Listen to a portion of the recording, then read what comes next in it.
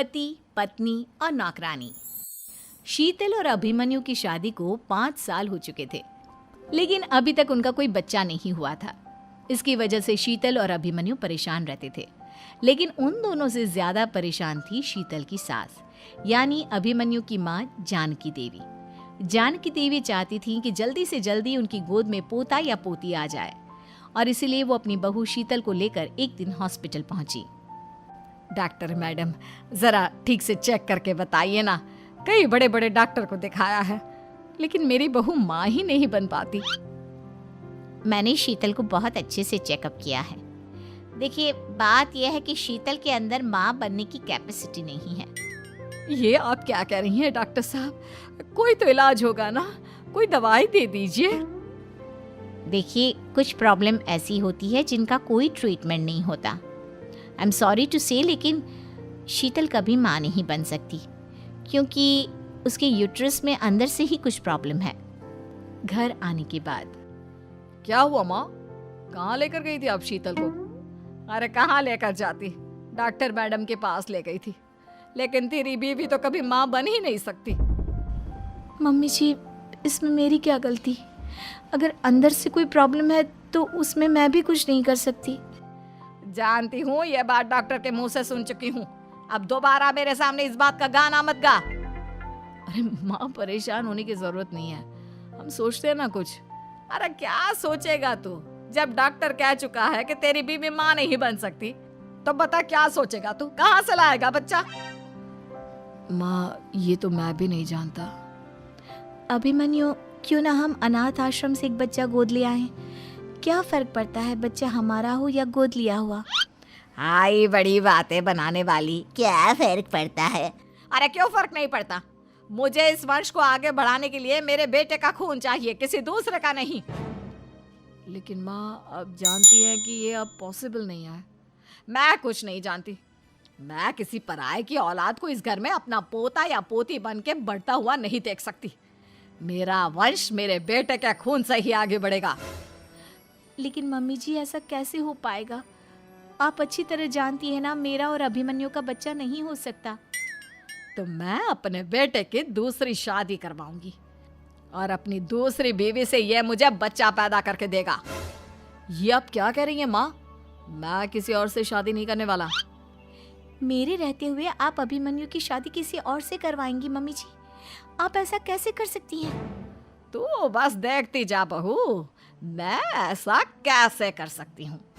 कुछ दिनों के बाद, अभिमन्यु, मैंने तेरे लिए लड़की ढूंढ ली है। माँ, मैं आपको कितनी बार समझाऊं, मुझे किसी से शादी नहीं करनी है। पहले मेरी बात सुन। ये जो चमेली है ना, हमारे घर में काम करने आती है, वो तुझसे शादी करने के लिए तैयार है। मम्मी जी, आप अभिमन्यु की शादी एक नौकरानी के साथ करवाएंगी? वो इसलिए क्योंकि चमेली दिखने में बहुत खूबसूरत है, बच्चा भी सुंदर ही होगा। मम्मी जी, लेकिन एक बच्चे के लिए अपने बेटे की शादी नौकरानी के साथ करवाना, क्या ये सही है? अगर अभिमन्यु ने शादी नहीं की ना, तो मैं अपनी जान दे दूंगी। अब देख लो, अगर तुम्हें अपनी माँ की जान प्यारी है तो तुम्हें इस नौकरानी के साथ शादी करनी ही होगी। इस तरह जानकी देवी अपने बेटे अभिमन्यु की शादी नौकरानी चमेली के साथ करवा देती है। कुछ दिनों के बाद, नौकरानी से मालकिन बन के तो मजा आ गया। अब तो मैं इस घर की मालकिन हूँ। देखो, अपने आप को ज्यादा मालकिन समझने की कोशिश मत करो। एक बार तुम्हारा और अभिमन्यु का बच्चा इस दुनिया में आ जाए, उसके बाद तुम इस घर से हमेशा के लिए चली जाना। अरे जाओ जाओ, किसी और के आगे बातें बनाना। एक बच्चा तो पैदा नहीं कर सकी, बढ़िया आई। जाओ जाकर मेरे लिए कॉफी बना कर लाओ। नौकरानी मैं हूँ या तुम? मम्मी जी, देखिए ना शीतल मुझसे किस तरह से बात कर रही है। शीतल, तुम्हें पता है ना चमेली प्रेग्नेंट है, मेरे बेटे के बच्चे की माँ बनने वाली है। वो जैसा कहती है वैसा करो। लेकिन मम्मी जी, वो मुझे नौकरों की तरह ट्रीट कर रही है। अरे तो करेगी ना, वैसे भी बहू तुम हो किस काम की?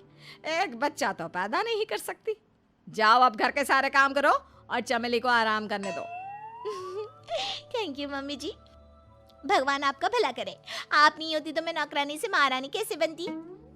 देखो, तुम्हें जो चाहिए सब मिलेगा।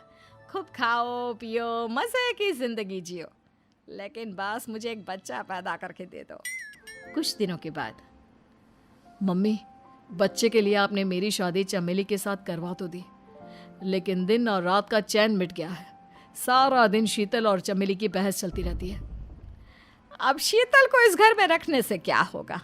मैं तो कहती हूँ उसे घर से निकाल दो, है भी किस काम की। मैं ऐसा नहीं कर सकता माँ, वो मेरी पत्नी है, उससे बहुत प्यार करता हूँ मैं।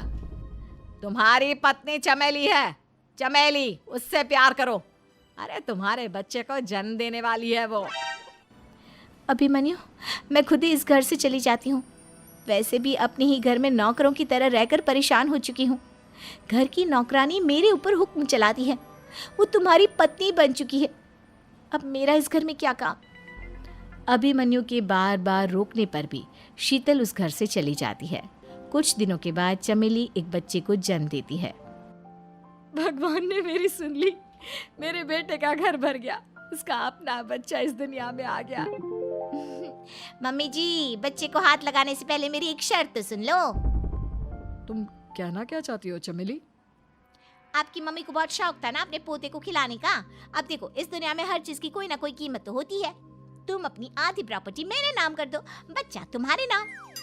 अरे लेकिन मैंने अपने बेटे से तुम्हारी शादी करवाई है, अब ये सौदेबाजी कहाँ से आ गई? जो औरत अपनी बहू को घर से निकाल कर एक नौकरानी के साथ अपने बेटे की शादी करवा दे, वो तो सौदेबाजी कर ही सकती है ना। उसका कैसे भरोसा कर सकते हैं? मुझे बस आप लोगों की प्रॉपर्टी चाहिए, उसके बाद ही बच्चे को आप हाथ लगा सकते हैं। मैंने कहा था ना मम्मी, आप गलत कर रही हैं। देखिए, उसका नतीजा आपके सामने है। जब शीतल को पता चलता है कि अभिमन्यु और चमेली का बच्चा दुनिया में आ गया है, तो वो अपने घर पहुंचती है। अभिमन्यु, कहाँ है आपका बच्चा? क्या मैं उसे देख सकती हूँ? कुछ भी मत पूछो शीतल, माँ की हुई एक गलती हम लोगों पर भारी पड़ रही है। वो नौकरानी अपनी औकात पर आ गई है और अब हमसे अपनी आधी प्रॉपर्टी मांग रही है, वो भी बच्चे के बदले में। एक बात कहूँ अभिमन्यु, आप उसे कुछ भी देने से मना कर दो। अरे कैसी बात कर रही हो? मेरे बेटे की औलाद है उसके पास, ऐसे कैसे मना कर दे? मम्मी जी, वो अभिमन्यु का बच्चा नहीं है, वो चमेली और उसके बॉयफ्रेंड का बच्चा है। ये तुम क्या कह रही हो शीतल? ये देखिए वीडियो, चमेली और उसका बॉयफ्रेंड आपस में बातें कर रहे हैं कि उन दोनों ने मिलकर आपको बेवकूफ़ बनाया है और अब इस बच्चे के बदले आपसे प्रॉपर्टी भी हड़प लेंगे। हे भगवान, ये मुझसे क्या हो गया? ना तो बच्चा मिला और अपने बेटे की नौकरानी के साथ शादी करवा दी सो अलग। अब क्या होगा? मुझे माफ़ कर दो शीतल, मेरी वजह से तुम्हें बहुत तकलीफ हुई है। अभिमन्यु, मैंने कहा ना, उस नौकरानी को उसके बच्चे सहित इस घर से बाहर निकाल दो। लगता है मेरे अभिमन्यु का बाप बनने का सपना अधूरा ही रह जाएगा। अभिमन्यु, अपनी मम्मी से कहो कि परेशान ना हो।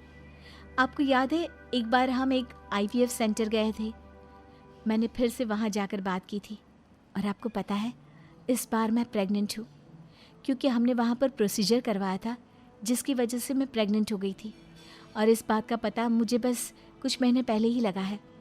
हमारा बच्चा इस दुनिया में आने वाला है अभिमन्यु।